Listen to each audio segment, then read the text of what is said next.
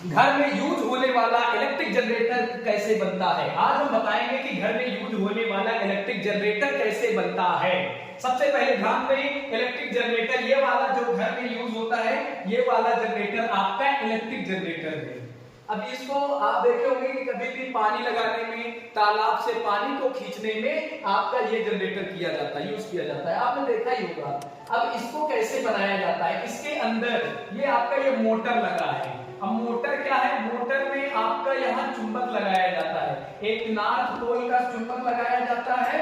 ये मान लो ये नॉर्थ पोल है और ये साउथ पोल है, तो इसमें नॉर्थ पोल और साउथ पोल का चुंबक लगाया जाता है। इनके बीच एक क्या रखा जाता है, एक आपका आर्मेचर कॉइल रखा जाता है। कॉइल रख करके इसे किसी भी हल्का सा यहाँ से कॉइल को हल्का सा रोटेट कराया जाता है। जब रोटेट कराया जाता है तो ये जो है इलेक्ट्रिक मतलब मैग्नेटिक फील्ड में परिवर्तन के कारण, मैग्नेटिक फील्ड में परिवर्तन के कारण ये मूव होने लगता है। और जब मूव होता है तो इसमें इंड्यूस्ड ईएमएफ मतलब एक इसको ऊर्जा मिल जाती है, और ऊर्जा मिल जाती है तो ये जो है जो आपका मैग्नेटिक फील्ड है, मैग्नेटिक फील्ड के कारण इसमें क्या होता है, आपको ऊर्जा मिलती है। और मैग्नेटिक फील्ड के कारण ऊर्जा मिलती है तो इसमें करंट फ्लो होना शुरू हो जाता है। ये क्या लगा हुआ है, गैल्वेनोमीटर। क्या लगा हुआ है, गैल्वेनोमीटर। अब गैल्वेनोमीटर का काम क्या होता है, धारा मापी, हिंदी कहते हैं धारा मापी, ये धारा को मापता है। यहाँ पर दो ब्रुश लगे हैं, V1 और V2। इसका मतलब ब्रुश क्या करता है, इस करंट के चार्ज को क्या करता है, इस पर ट्रांसफॉर्म करता है। मतलब चार्ज यहाँ आएगा, गैल्वेनोमीटर इसे नापेगा तो ये आपका। अब इसको इसका मतलब क्या होता है, इलेक्ट्रिक जनरेटर का मतलब, electric generator is device, electric generator एक प्रकार का यंत्र है, is device which is change किसको, मैकेनिकल एनर्जी को, ये जो ये देता है जो मैकेनिकल एनर्जी, और मैकेनिकल एनर्जी को ये क्या करता है, इलेक्ट्रिकल एनर्जी में बदल देता है। यही हमारा क्या कहलाता है, इलेक्ट्रिक जनरेटर। अब इलेक्ट्रिक जनरेटर किस सिद्धांत पर काम करता है, विद्युत चुंबकीय प्रेरण।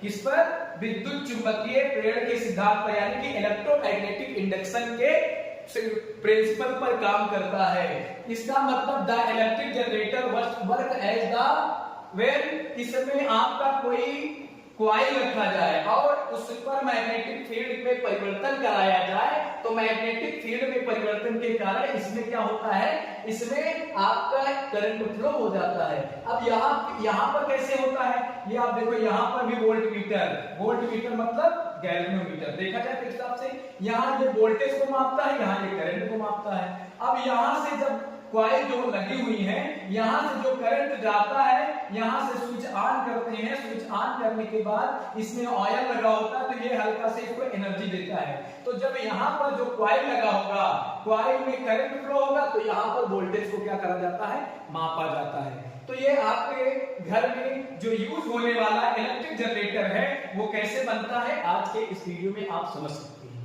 बाकी आगे देखिए इलेक्ट्रिक जनरेटर का वर्क क्या है। इलेक्ट्रिक जनरेटर आपका दो प्रकार का होता है, एक एसी जनरेटर होता है और एक डीसी जनरेटर होता है। एसी मतलब होता है अल्टरनेटिंग करंट, मतलब प्रत्यावर्ती धारा, मतलब समय के अनुसार बदलने वाला धारा। और दूसरा क्या होता है, डीसी मतलब होता है डायरेक्ट करंट, मतलब ये डायरेक्ट करंट देता है। और डीसी जनरेटर और एसी जनरेटर जो होता है वो अल्टरनेटिंग करंट देता है। समझ में आया।